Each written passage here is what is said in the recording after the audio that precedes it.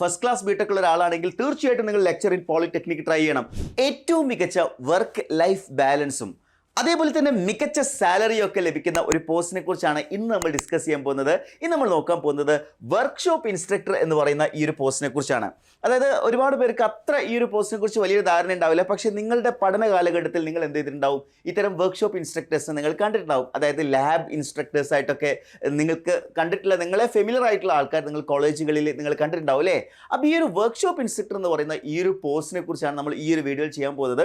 അതായത് ഈ ഒരു വീഡിയോയിലൂടെ എന്താണ് ഒരു വർക്ക്ഷോപ്പ് ഇൻസ്ട്രക്ടർ, അതേപോലെ തന്നെ വർക്ക്ഷോപ്പ് ഇൻസ്ട്രക്ടറിൻ്റെ ഇനിയുള്ള എക്സാംസുകൾ എപ്പോൾ കണ്ടക്ട് ചെയ്യും, എത്രത്തോളം വേക്കൻസീസ് വരാൻ സാധ്യതയുണ്ട്, ഒരു എക്സ്പെക്റ്റഡ് ഡേറ്റ് ഓഫ് നോട്ടിഫിക്കേഷൻ ഒക്കെ നമ്മൾ എന്ത് ചെയ്യുകയാണ് ഈ ഒരു വീഡിയോയിൽ ഡിസ്കസ് ചെയ്യാൻ പോവാണ്. അപ്പോൾ ഇതുപോലുള്ള ഇൻഫോർമേറ്റീവ് ആയിട്ടുള്ള വീഡിയോ ഏറ്റവും ആദ്യം നിങ്ങളിലേക്ക് എത്തിക്കുന്ന ഒരു പ്ലാറ്റ്ഫോമാണ് എൻട്രി ആപ്പ്. അപ്പോൾ നമ്മുടെ ചാനൽ ഒന്ന് സബ്സ്ക്രൈബ് ചെയ്യുക, അതുപോലെ മാക്സിമം ഫ്രണ്ട്സിന് ഒന്ന് ഷെയർ ചെയ്ത് കൊടുക്കാം. അതായത് വർക്ക്ഷോപ്പ് ഇൻസ്ട്രക്ടർ എന്ന് പറയുമ്പോൾ എല്ലാ ബ്രാഞ്ചസിലും ഉണ്ട് കേട്ടോ. അതായത് ഇലക്ട്രിക്കൽ ഉണ്ട്, മെക്കാനിക്കൽ ഉണ്ട്, കമ്പ്യൂട്ടർ സയൻസിലുണ്ട്, സിവിൽ എഞ്ചിനീയറിംഗിലുണ്ട്, ഇലക്ട്രോണിക്സ് ആൻഡ് കമ്മ്യൂണിക്കേഷൻസിലുണ്ട്, എല്ലാ ബ്രാഞ്ചസിലും ഉണ്ട്. നേരത്തെ ലെക്ചർ ഇൻ പോളിടെക്നിക് പോലെ തന്നെയാണ് എല്ലാ ബ്രാഞ്ചസിലും വരുന്നുണ്ട്. പക്ഷേ നേരത്തെ ലെക്ചർ ഇൻ പോളിടെക്നിക്കിൽ ഫസ്റ്റ് ക്ലാസ് ബിടെക് ആയിരുന്നു യോഗ്യത. ഇവിടെ എന്നാൽ ഡിപ്ലോമ യോഗ്യതയുള്ള ഉദ്യോഗാർത്ഥികൾക്ക് എന്ത് ചെയ്യാം, ഈ ഒരു പോസ്റ്റിലേക്ക് അപ്ലൈ ചെയ്യാം എന്നുള്ളതാണ്. ഡിപ്ലോമ യോഗ്യതയുള്ള എക്സാം ആണെങ്കിൽ കൂടി ഇതിൽ എന്ത് ചെയ്യാം, ബിടെക്കാർക്കും അപ്ലൈ ചെയ്യാം എന്നുള്ളതാണ്. അതായത് ഡിപ്ലോമക്കാർക്കും അതേപോലെ തന്നെ ബിടെക്കാർക്കും ഒരേപോലെ അപ്ലൈ ചെയ്യാൻ പറ്റുന്ന പോസ്റ്റാണ് വർക്ക്ഷോപ്പ് ഇൻസ്ട്രക്ടർ എന്ന് പറയുന്നത്.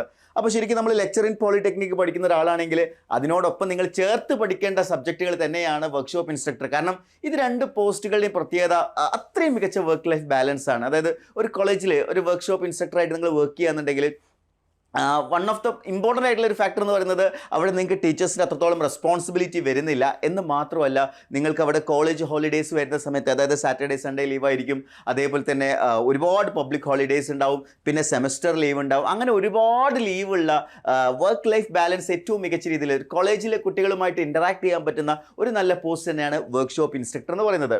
പിന്നെ നമ്മൾ കഴിഞ്ഞ പ്രാവശ്യത്തെ നോട്ടിഫിക്കേഷൻ നമ്മളൊന്ന് അനലൈസ് ചെയ്യുകയാണെന്നുണ്ടെങ്കിൽ ഡിപ്പാർട്ട്മെൻറ്റ് ടെക്നിക്കൽ എഡ്യൂക്കേഷൻ ആണ്, പല പോസ്റ്റുകളുണ്ട് കേട്ടോ. അതായത് ഒരു പെർട്ടിക്കുലർ പോസ്റ്റിലേക്ക് മാത്രമല്ലായിരുന്നു കഴിഞ്ഞ പ്രാവശ്യം നോട്ടിഫിക്കേഷൻ വന്നത്. അതായത് workshop instructor, demonstrator, instructor grade 2 in electrical മാത്രമല്ല എല്ലാ ബ്രാഞ്ചസിലും ഉണ്ട് കേട്ടോ. ഞാനിത് ഇലക്ട്രിക്കലിൻ്റെ നോട്ടിഫിക്കേഷൻ എടുത്തിട്ടുള്ളതാണ്.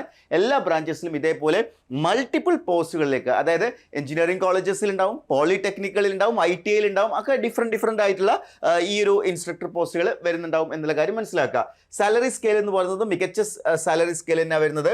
വർക്ക്ഷോപ്പ് ഇൻസ്ട്രക്ടറിന് 41,300 മുതൽ 87,000 വരെയുള്ള ഒരു സാലറി സ്കെയിലാണ്. അപ്പോൾ ഇൻഹാൻഡ് സാലറി അത്യാവശ്യം മികച്ചൊരു ഇൻഹാൻഡ് സാലറി എന്ത് ചെയ്യുന്നുണ്ട്, ഒരു വർക്ക്ഷോപ്പ് ഇൻസ്ട്രക്ടർക്ക് ലഭിക്കുന്നുണ്ട്. ഡയറക്റ്റ് റിക്രൂട്ട്മെന്റ് തന്നെയാണ് ഇവിടെ വരുന്നത്. ഓക്കെ, നെക്സ്റ്റ് ഇത് നമ്മൾ ഏജ് ലിമിറ്റ് നമ്മൾ നോക്കുകയാണെങ്കിൽ കഴിഞ്ഞ പ്രാവശ്യത്തെ നോട്ടിഫിക്കേഷനിൽ 18 മുതൽ 36 വയസ്സ് വരെയുള്ള ഉദ്യോഗാർത്ഥികൾക്ക് എന്ത് ചെയ്യാം, വർക്ക്ഷോപ്പ് ഇൻസ്ട്രക്ടർ എക്സാമിന് അപ്ലൈ ചെയ്യാം. പക്ഷേ ഇപ്രാവശ്യം നിങ്ങൾക്ക് എല്ലാവർക്കും അറിയാം ഒരു ഏജ് റിലാക്സേഷൻ വന്നിട്ടുണ്ട്. അതായത് ഒരു 3 ഇയേഴ്സിൻ്റെ ഏജ് റിലാക്സേഷനോട് നമുക്ക് ഇതിലേക്ക് എന്ത് ചെയ്യാം, ആഡ് ചെയ്യാം. അപ്പോൾ 18 മുതൽ 39 വയസ്സ് വരെയുള്ള ഉദ്യോഗാർത്ഥികൾക്ക് ഈ ഒരു പോസ്റ്റിലേക്ക് അപ്ലൈ ചെയ്യാം. അതേപോലെ തന്നെ നിങ്ങൾ റിസർവേഷൻ കാറ്റഗറിയിലുള്ള ആളുകളാണെങ്കിൽ ഓട്ടോമാറ്റിക്കലി അതിൻ്റെ ഒരു അഡ്വാൻറ്റേജ് നിങ്ങൾക്ക് ലഭിക്കുന്നുണ്ടാവും. ഓക്കെ, ഇനി ഇതിൻ്റെ ക്വാളിഫിക്കേഷൻ ആയിട്ട് പറയുന്നത് diploma in the appropriate branch of engineering or technology എന്നാണ് പറഞ്ഞിരിക്കുന്നത്. അതായത് ഡിപ്ലോമയാണ് ഇതിൻ്റെ ബേസിക് ക്വാളിഫിക്കേഷൻ എന്ന് പറയുന്നത്. അതിനർത്ഥം ഡിപ്ലോമക്കാർക്ക് മാത്രം അപ്ലൈ ചെയ്യാൻ പറ്റുന്നതാണോ? അല്ല, നിങ്ങൾക്ക് ഹയർ ക്വാളിഫിക്കേഷൻസ് ഉണ്ടെങ്കിൽ, അതായത് ബിടെക് കൂടി ഉണ്ടെങ്കിൽ നിങ്ങൾക്ക് എന്ത് ചെയ്യാം, ഈ ഒരു പോസ്റ്റിലേക്ക് അപ്ലൈ ചെയ്യാം. യാതൊരു ഇഷ്യൂസും വരുന്നില്ല. ഇനിയാണ് ഏറ്റവും ഇമ്പോർട്ടൻ്റ് ആയിട്ടുള്ള കാര്യം, അതായത് നിങ്ങൾ എല്ലാവരും എക്സ്പെക്ട് ചെയ്യുന്നത് ഇതിൽ എത്രത്തോളം വേക്കൻസീസ് വരുന്നുണ്ട് എന്നുള്ളതാണ് അല്ലേ. ഇപ്പോൾ വേക്കൻസി മനസ്സിലാക്കാൻ നമുക്ക് ലാസ്റ്റ് നടന്ന എക്സാമിൽ അഡ്വൈസുകളാണ് നോക്കേണ്ടത്. ഇപ്പോൾ നമ്മൾ നോക്കുകയാണെങ്കിൽ കമ്പ്യൂട്ടർ സയൻസിൽ കഴിഞ്ഞ പ്രാവശ്യം ഇപ്പോൾ നിലവിലുള്ള റാങ്ക് ലിസ്റ്റിൽ നിന്ന് 45 ഉദ്യോഗാർത്ഥികൾ എന്ത് ചെയ്തിട്ടുണ്ട്, അഡ്വൈസ് പോയിട്ടുണ്ട്. അതേപോലെ ഇലക്ട്രിക്കൽ നമ്മൾ നോക്കുകയാണെങ്കിൽ 77 അഡ്വൈസുകൾ പോയിട്ടുണ്ട്. ഒരു മികച്ച നമ്പർ തന്നെയാണ് ഇലക്ട്രിക്കൽ വന്നിരിക്കുന്നത്. അതേപോലെ സിവിൽ നമ്മൾ നോക്കുകയാണെങ്കിൽ 63 അഡ്വൈസുകൾ പോയിട്ടുണ്ട്. ഇലക്ട്രോണിക്സിൽ 70 അഡ്വൈസുകൾ പോയിട്ടുണ്ട്. മെക്കാനിക്കലിൽ 112 വേക്കൻസികളായിരുന്നു ഇപ്രാവശ്യമുള്ളത്. അതായത് റാങ്ക് ലിസ്റ്റ് എക്സ്പയർഡ് ആയിട്ടുണ്ടോ? ഇല്ല. ഈ റാങ്ക് ലിസ്റ്റ് എക്സ്പയർഡ് ആകുന്നത് എപ്പോഴാണ് നോക്കിയേ, ഇനിയും ഇത് 7/9/2027 എന്ത് ചെയ്യുന്നത്, കമ്പ്യൂട്ടർ സയൻസിൻ്റെ എക്സ്പയർഡ് ആകുന്നത്. 15/4/2027 ഇലക്ട്രിക്കൽ എക്സ്പയർഡ് ആകുന്നത്. 23/8/2027 സിവിൽ. അതേപോലെ ഇലക്ട്രോണിക്സ് 11/9/2027, മെക്കാനിക്കൽ 23/7/2027.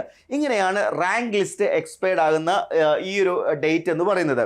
അപ്പോൾ ഈ ഒരു റാങ്ക് ലിസ്റ്റ് നമ്മൾ നോക്കുന്ന സമയത്ത് അത്യാവശ്യം നന്നായിട്ട്, അതായത് ഒരു കേരള PSC PSCയുടെ ഒരു എക്സാമിൽ 10-ൽ കൂടുതൽ അഡ്വൈസ് പോയിട്ടുണ്ടെങ്കിൽ അതൊരു മികച്ച ഓപ്പർച്യൂണിറ്റി തന്നെയാണ് എന്നാണ് മനസ്സിലാക്കേണ്ടത്. ഇവിടെ 10 അല്ല 50ന്റെ മുകളിൽ. ഇപ്പോൾ ഇവിടെ മെക്കാനിക്കലൊക്കെ നോക്കുകയാണെങ്കിൽ 112 ഒഴിവുകൾ എന്ത് ചെയ്തിട്ടുണ്ട്, വന്നിട്ടുണ്ട്. അതേപോലെ ഇലക്ട്രോണിക്സിൽ 70 ഉണ്ട്, ഇലക്ട്രിക്കലിൽ 77 ഉണ്ട്, സിവിലിൽ 63 ഉണ്ട്, കമ്പ്യൂട്ടർ സയൻസിൽ 45. എനിക്ക് ഉറപ്പായിട്ടും പറയാൻ പറ്റും കമ്പ്യൂട്ടർ സയൻസിൽ അടുത്ത പ്രാവശ്യത്തെ നോട്ടിഫിക്കേഷനിൽ ഏറ്റവും കൂടുതൽ വേക്കൻസീസ് വരാൻ പോകുന്നത് കമ്പ്യൂട്ടർ സയൻസിലായിരിക്കും. എന്തുകൊണ്ടായിരിക്കും അറിയോ?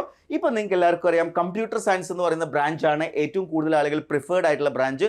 ഒരുപാട് കോളേജസിൽ ഒരുപാട് പോസ്റ്റുകൾ വരുന്നത് കമ്പ്യൂട്ടർ സയൻസിലാണ്. സോ ഇവിടെ അടുത്ത പ്രാവശ്യം വലിയൊരു നമ്പർ, എന്തായാലും ഒരു 150-നൊക്കെ മുകളിലേക്കുള്ള നമ്പേഴ്സ് വരാനുള്ള എല്ലാ സാധ്യതയും നിലനിൽക്കുന്നുണ്ട് എന്നുള്ളതാണ് കമ്പ്യൂട്ടർ സയൻസിൽ. മറ്റു ബ്രാഞ്ചസിലും ഒഴിവുകൾ ഈ പറഞ്ഞ പ്രകാരം തന്നെയായിരിക്കും വരാൻ സാധ്യത. ഇനി നിങ്ങൾക്കുള്ള സംശയമാണ് ഇതിൻ്റെ റാങ്ക് ലിസ്റ്റ് എക്സ്പയർഡ് ആകുന്നത് ഏതാണ്ട് 2027 പല പല മാസങ്ങളിലായിട്ടാണ് അല്ലേ? അതായത് 9-ാം മാസം, 4-ാം മാസം, 8-ാം മാസം, 7-ാം മാസം ഒക്കെ വരുന്നുണ്ട് അല്ലേ? അപ്പോൾ അതിൽ ഏറ്റവും ആദ്യം നോട്ടിഫിക്കേഷൻ വരാൻ സാധ്യത ഉള്ളത് ഇലക്ട്രിക്കൽ തന്നെയാണ്. കാരണം ഇലക്ട്രിക്കലിൻ്റെ റാങ്ക് ലിസ്റ്റ് ഏപ്രിൽ 2027. അപ്പോൾ അങ്ങനെ നോക്കുമ്പോൾ ഒരു 6 മാസം മുന്നെങ്കിലേ നോട്ടിഫിക്കേഷൻ വരുന്ന ഒരു ട്രെൻഡ് നമ്മൾ ബാക്കിയുള്ള എക്സാംസുകളിലൊക്കെ നമ്മൾ കാണാറുണ്ട് അല്ലേ? ഒരു എക്സാമിൻ്റെ നോട്ടിഫിക്കേഷൻ വന്ന് അതിൻ്റെ റാങ്ക് ലിസ്റ്റ് വന്ന് റാങ്ക് ലിസ്റ്റ് എക്സ്പയർഡ് ആകുന്നതിൻ്റെ ഒരു 6 മന്ത് ബിഫോർ എന്ത് ചെയ്യാറുണ്ട്, നോട്ടിഫിക്കേഷൻ വരാറുണ്ട്. അങ്ങനെയാണെങ്കിൽ 2026 ആദ്യം നോട്ടിഫിക്കേഷൻ വരാൻ പോകുന്ന വർക്ക്ഷോപ്പ് ഇൻസ്ട്രക്ടർ പോസ്റ്റ് ഇലക്ട്രിക്കലായിരിക്കും. അതിനുശേഷം നമ്മൾ നോക്കുകയാണെന്നുണ്ടെങ്കിൽ തീർച്ചയായിട്ടും മെക്കാനിക്കലിൽ 112 ഒഴിവുകൾ പോയിട്ടുണ്ട്. മെക്കാനിക്കൽ 2026 ലാസ്റ്റിലോ അല്ലെങ്കിൽ 2027 തുടക്കത്തിലോ എന്ത് ചെയ്യാൻ സാധ്യതയുണ്ട്, നോട്ടിഫിക്കേഷൻ വരാൻ സാധ്യതയുണ്ട്. പിന്നെ നമ്മൾ നോക്കുകയാണെങ്കിൽ സിവിൽ വരാൻ സാധ്യതയുണ്ട്, അതേപോലെ തന്നെ ഇലക്ട്രോണിക്സ് വരാൻ സാധ്യതയുണ്ട്, കമ്പ്യൂട്ടർ സയൻസ് വരാൻ സാധ്യതയുണ്ട്.